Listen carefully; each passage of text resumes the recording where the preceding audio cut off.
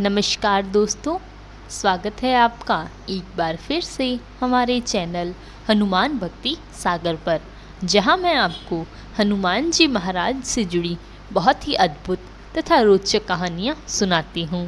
यह कहानियां आपके जीवन के लिए बहुत ही लाभदायक तथा ज्ञानवर्धक होती हैं।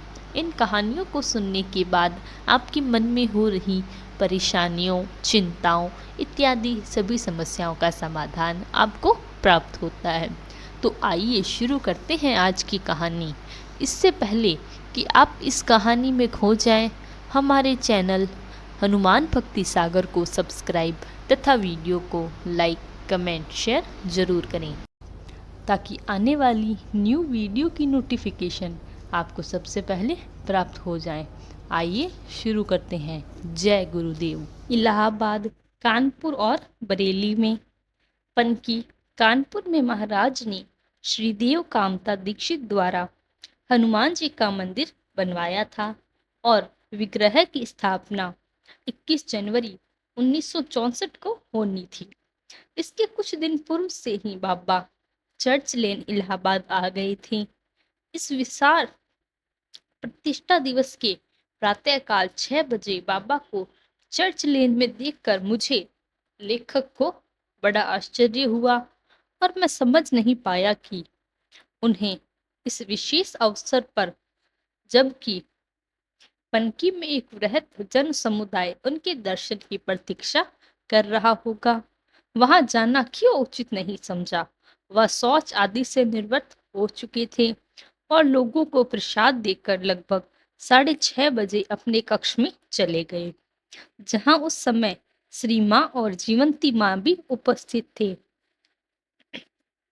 उस समय उन्होंने श्री सुधीर मुखर्जी को आदेश दिया कि वह उनके कमरे से बाहर से ताला लगा दे और प्रत्येक दर्शनार्थी से जो भी वहां आए हैं कह दे बाहर गए हैं बाबा।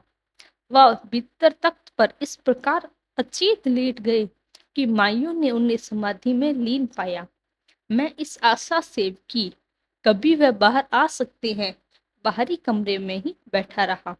मुखर्जी दादा सभी आगंतुकों को बाबा का आदेश सुनाकर विदा कर रहे थे। इतने में इलाहाबाद के प्रसिद्ध कैटरर जगाती बाबू वहां आए और मुझे बाहरी कमरे में बैठा देख वह सीधा मेरे पास आ गए। उनके पूछने पर मैंने सही स्थिति में उन्हें अवगत करा दिया। लगभग 11:30 बजे बाबा ने भीतर से आवाज देकर अपने कमरे का ताला खुलवाया और उनके बाहर आने पर मुझे उनके दर्शन हुए।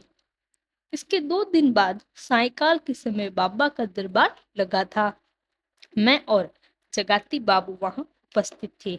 एकाएक एक कार बाहर आकर रुकी, जिसमें बाबा के एक भक्त इंजीनियर दर्शनार्थ कानपुर से आए हुए थे। हम लोगों ने उनका स्वागत किया। जगाती ने उनसे पूछा कि बाबा की अनुपस्थिति में पनकी की स्थापना कैसी रही। प्रश्न को सुनते ही वह चौंक उठे और बोले, बाबा की अनुपस्थिति में? फिर कहने लगे, प्रतिष्ठा के दिन 6:30 बजे ही उनका स्वागत किया और मैं लगभग 11:30 बजे तक उनके साथ रहा।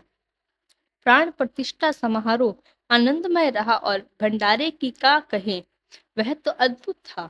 जगाती जी को इंजीनियर की बातें मान्य नहीं हुई। वह भली भांति जानते थे कि प्राण प्रतिष्ठा के समय बाबा चर्च लेन में ताले में बंद है। थोड़े विवाद के बाद दोनों इस मसले को दरबार में ले जाने के लिए तैयार हुए। जब जगाती जी ने यह विवाद दरबार में प्रस्तुत किया तो बाबा ने उनकी अलौकिक छिपाने के लिए इंजीनियर को झूठ बता दिया। वह उनकी बात सुनकर अवाक रह गया। फिर जो ही वह कुछ कहने को उद्यत हुआ, बाबा ने अपनी उंगली होठों में लगाने हुए उसे चुप हो जाने का संकेत दिया। एक ही समय में इलाहाबाद और कानपुर में बाबा की अनुपस्थिति का यह स्पष्ट परिणाम था। इस विषय में पूछताछ करने पर ज्ञात हुआ कि उस समारोह में कई लोगों को दर्शन हुए। उन अनेक को वहां के आनंदमय वातावरण में उनकी उपस्थिति का आभास हुआ। उसी दिन प्रातःकाल बाबा बरेली में भी देखे गए। Civil surgeon doctor A D Bhandari ji की पत्नी अपने बगीचे में टहल रही थी। उन्होंने सामने से एक रिक्शा में बाबा को अकेले अपने घर की ओर आते देखा। आप तुरंत उनके लिए कमरा ठीक करने भीतर गई। जब उनके स्वागत बाहर आई तो आपको न बाबा दिखाई दिए और ना उनका रिक्शा। बाबा के इस प्रकार घर तक आकर चले जाने का उन्हें दुख हुआ। डॉक्टर साहब के घर आने पर आपने उन्हें सब कुछ कह सुनाया। उन्होंने इधर उधर पूछताछ भी करवाई पर कुछ पता नहीं चला। इस घटना के कुछ दिनों बाद जब उन्हें श्री मां के दर्शन हुए तो उन्होंने 21 जनवरी 1964 की तारीख बताते हुए यह बात बताई। मां के यह कहने पर भी बाबा उस दिन चर्चलैंड इलाहाबाद में थे। उन्हें आश्चर्य हुआ और विश्वास न हुआ, क्योंकि यह तो महाराज जी की अद्भुत लीला थी कि वह एक स्थान पर रहते हुए भी अपने भक्तों के विश्वास हेतु सभी स्थानों पर उपस्थित हुए तथा उनको दर्शन दिए।